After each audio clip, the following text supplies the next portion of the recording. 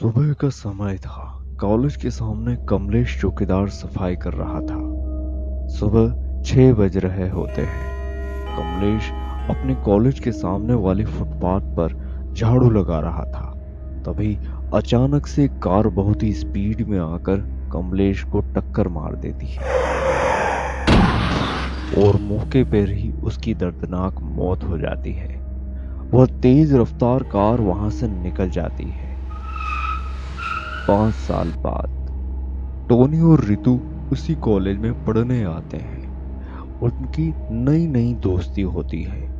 पढ़ाई के साथ साथ वह दोनों एक दूसरे को डेट भी कर रहे होते हैं। वहीं टोनी कहता है, रितु मुझे तुमसे कुछ कहना है। पता नहीं मुझे क्या हो गया है, तुम्हारे बिना मेरा मन ही नहीं लगता। तुम क्या कहना चाहते हो? तुम्हें कुछ हुआ है? चलो डॉक्टर को दिखा देते हैं। नहीं यार रितु, तुम बिना बिल्कुल बच्ची हो।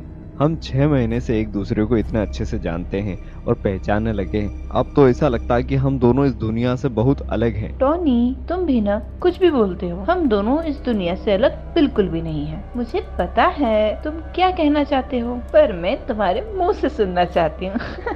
दोनों अपने अपने घर चले जाते हैं। अगले दिन क्लासेस खत्म होने के बाद टोनी और रितु अपने कॉलेज के सबसे ऊपर वाले फ्लोर पर बनी पुरानी लाइब्रेरी में जाते हैं। रितु टोनी को प्रपोज कर देती है। टोनी बहुत खुश हो जाता है और वह उसे गले लगा लेता है। तभी अचानक लाइब्रेरी का गेट बंद हो जाता है। टोनी और रितु दोनों डर जाते हैं। उस लाइब्रेरी का सामान ऊपर से नीचे गिरने लगता है। वह दोनों बहुत डर जाते हैं। तभी टोनी रितु का हाथ पकड़कर उसे लाइब्रेरी के बाहर लेकर जाने लगता है। तभी रितु भागने लगती है और पीछे मुड़कर देखती है। वह बहुत जोर से चिल्लाने की कोशिश करती है और बेहोश हो जाती है।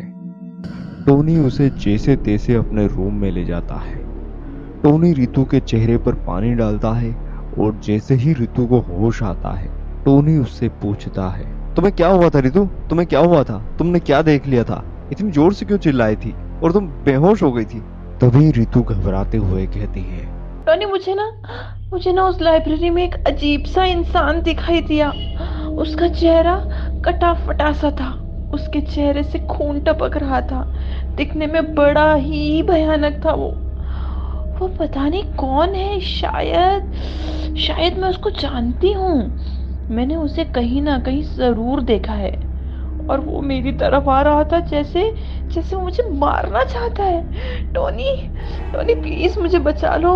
रितु तुम्हें कुछ वहम हुआ है, वहां पर कोई नहीं था। पर तुम टेंशन मत लो, मैं कुछ करता हूँ। वह दोनों अगले दिन कॉलेज में जाते हैं। कॉलेज की क्लासेस खत्म होने के बाद फिर से उसी लाइब्रेरी में जाते हैं। वह जैसे ही गेट खोलते हैं, वैसे ही एक अजीब सी चीज रितु के अंदर समा जाती है और रितु अजीब बिहेव करने लगती है। रितु अचानक किसी आदमी की आवाज में बातें करने लगती है और जोर जोर से चिल्लाती हुए कहती है, मैं इसे नहीं छोड़ूंगा, मैं इसे मार डालूंगा।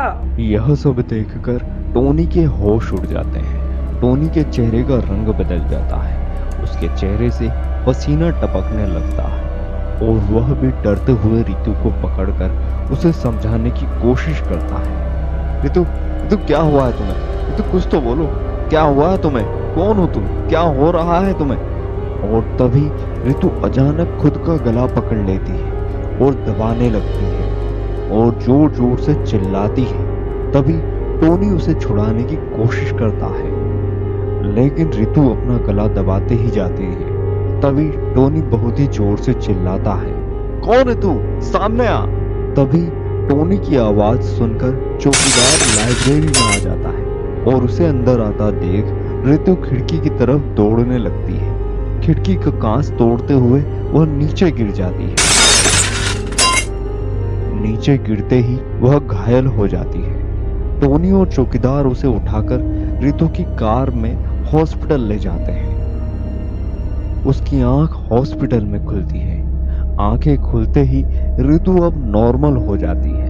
वह टोनी से कहती है, टोनी, ये सब क्या हो रहा है? मुझे कुछ समझ में नहीं आ रहा है। कोई तो है जो मुझे मारना चाहता है। तभी पास खड़ा हुआ चौकीदार कहता है, मैम साहब एक बात पूछूं? हाँ जी बिल्कुल पूछिए। मैम साहब, यह जो लाल कलर की कार आपकी है क्या? हाँ जी अंकल, चौकीदार की ड्रेस ही थी।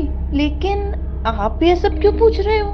मैम साहब एक बात और बताइए, क्या आपने लाइब्रेरी में फटे चेहरे वाला इंसान देखा है? क्या उसके कपड़े मेरे जैसे ही थे? हाँ जी अंकल जी, मुझे थोड़ा याद है। मैम साहब एक बात और पूछना थी, क्या आपको याद है 5 साल पहले आपकी इसी लाल गाड़ी से अपने ही कॉलेज के सामने किसी का एक्सीडेंट हुआ था? हाँ, लगभग 4-5 साल पहले लेट नाइट पार्टी करके इसी कॉलेज के सामने से निकल रही थी, तभी एक्सीडेंट हुआ था। और मैं बहुत डर गई थी, तो मैं रुकी नहीं और सीधे अपने घर चली गई। और उस बात को मैंने किसी को बताया भी नहीं। लेकिन मैं जानना चाहती हूँ उस दिन क्या हुआ था। लेकिन मैं जानता हूँ उस दिन क्या हुआ था। मुझे कुछ याद नहीं। मैम साहब उस दिन आपने अपनी उसी लाल कार से मेरे मित्र कमलेश को कुचल दिया था, जिसका सर पूरा फट गया था। उसकी आपने बेरहमी से हत्या कर दी थी। इसीलिए कमलेश की आत्मा आपके पीछे पड़ गई है और अब वह आपको मार के ही अपनी मौत का बदला लेगी। और तभी टोनी घबराते हुए कहता है, क्या क्या कह रहे हो? कमलेश की आत्मा? आप यह सब क्या कह रहे हो? अब हमारा क्या होगा? क्या कमलेश की आत्मा मेरी ऋतु को मार कर ही अपनी मौत का बदला लेगी? अब हम क्या करें अंकल, बताइए। मैं ऋतु के बगैर नहीं जी सकता, आप कुछ बताइए। टोनी सर, ऋतु मैडम ने कमलेश को मारा है, उसकी हत्या कर दी है और इसकी सजा उनको जरूर मिलनी चाहिए। तभी टोनी और ऋतु दोनों हाथ जोड़कर घबराते हुए कहते हैं, अंकल जी प्लीज, आप हम दोनों को बचा लीजिए। आप जो भी कहेंगे हम करने को तैयार हैं, पर हमें बचा लीजिए। मैं इसमें कुछ नहीं कर सकता, लेकिन शमशान में तांत्रिक बाबा रहते हैं, शायद उनसे हमारी कुछ मदद हो जाए। अब क्या हुआ होगा आगे? क्या तांत्रिक ने ऋतु को मरने से बचाया होगा, या फिर जिस तरह ऋतु ने कमलेश की निर्मम हत्या की उसी तरह कमलेश की आत्मा ऋतु को मार डालेगी, या फिर ऋतु को बचाने वाले टोनी चौकीदार और तांत्रिक बाबा तीनों ही इस फटे हुए सर वाले कमलेश की आत्मा के शिकार बन जाएंगे। क्या ऋतु और टोनी का पहला प्यार अधूरा रह जाएगा? जानने के लिए देखना ना भूलें।